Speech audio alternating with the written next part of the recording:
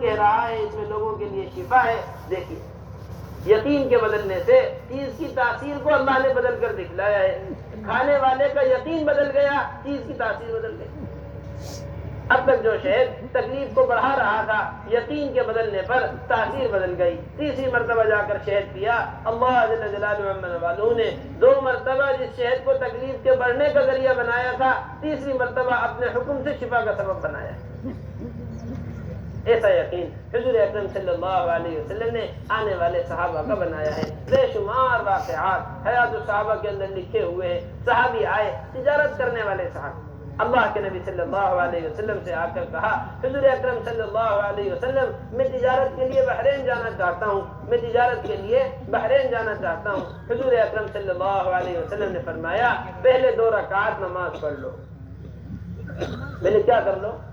2 رکعت نماز. ہمارے حضرت فرماتے ہیں کہ سبب کے اوپر عمل کو مقدم کروایا ہے تاکہ امت کے اندر اعمال سے ہونے کا یقین اتر جائے. سبب کے اوپر عمل کو مقدم کروایا ہے تاکہ امت کے اندر اعمال سے ہونے کا یقین ہو، اسباب سے ہونے کا یقین نکل جائے. یہ حضور اکرم صلی اللہ علیہ وسلم ہر ایک آنے والے کو عمل کا راستہ بتلا رہے ہیں تاکہ امت اعمال کے ذریعے اللہ جل جلالہ عما والہ کے خزانوں سے لینے والی بنے، اصل کامیابی تک امت پہنچ جائے. روایت کے اندر آتا ہے ایک صحابی تجارت کرنے والے، آج سارے مسلمانوں کو شکایت کہ تجارت میں کام نہیں چل رہا، دکان نہیں چل رہی، کاروبار نہیں چل رہا، فصل نہیں چل رہی، کام آگے بڑھ نہیں رہا.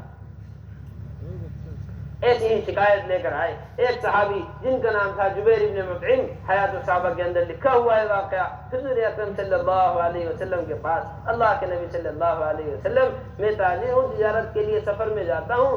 سارے قافلے کے اندر ہر ایک قافلے والا خوب اچھی کمائی کر کے آتا ہے تجارت کے سفر سے، اور میں سب سے زیادہ خستہ حال ہو کر آتا ہوں. سب سے زیادہ کمزور حالت میری ہوتی ہے تجارت کے سفر کے اندر. جتنا قافلہ جاتا ہے اللہ کے راستے میں سب کے سب خوب کما کر لاتے ہیں اور میں سب سے زیادہ خستہ حال ہو کر لوٹتا ہوں. حضور اکرم صلی اللہ علیہ وسلم نے فرمایا جبیر ابن مطعم جب بھی تم تجارت کے سفر میں نکلا کرو، تجارت کے سفر میں نکلتے ہوئے ان صورتوں کو پڑھ لیا کرو. بسم اللہ الرحمن الرحیم کے ساتھ قل یا ایھا الکافرون، پھر بسم اللہ کے ساتھ اذا جاء نصر اللہ والفتح، پھر بسم اللہ کے ساتھ قل هو اللہ احد، پھر بسم اللہ کے ساتھ قل اعوذ برب الفلق، پھر بسم اللہ کے ساتھ قل اعوذ برب الناس، پھر ایک بسم اللہ اور پڑھ لیا کرو. یہ عمل بتلایا ہے. ایک تاجر کی تجارت کی پریشانی کا حل حضور اکرم صلی اللہ علیہ وسلم قرآن کی صورتوں سے بتلا رہے ہیں کہ اس عمل کو کر لیا کرو. روایت کے اندر آتا ہے جبیر ابن مطعم نے پھر تجارت کا سفر کیا اور ان صورتوں کو پڑھ کر اللہ کے ان صورتوں کو پڑھ کر اپنے تجارت کے سفر میں نکلے. سفر سے واپس آئے، حضور اکرم صلی اللہ علیہ وسلم کی خدمت میں آئے اور آ کر کہا کہ جی سب سے زیادہ خستہ حال اور برا حال ہو کر میں آیا کرتا تھا، جب سے آپ نے یہ عمل بتلایا ہے اس عمل کو کر کے اپنی تجارت کے سفر میں نکلا ہوں، اس قافلے میں سب سے زیادہ کما کر لے کر آیا. یہ ہے اعمال کے ذریعے اللہ جل جلالہ عما والہ کے خزانوں سے فائدہ حاصل کرنا. میرے محترم دوستو بزرگوں، بس اسی کے تذکرے صحابہ کرام رضوان اللہ تعالی علیہم اجمعین کی زندگیوں میں تھے اور ان تذکروں کی وجہ سے اعمال کا یقین دلوں کے اندر اتر گیا. ہمارے حضرت فرماتے ہیں سب سے زیادہ ہمارے یقین کو بگاڑا ہے ہماری زبان کے بگڑے ہوئے بولنے. دل کا یقین کسی نے بگاڑا ہوا ہے؟ زبان کے بگڑے ہوئے بولنے.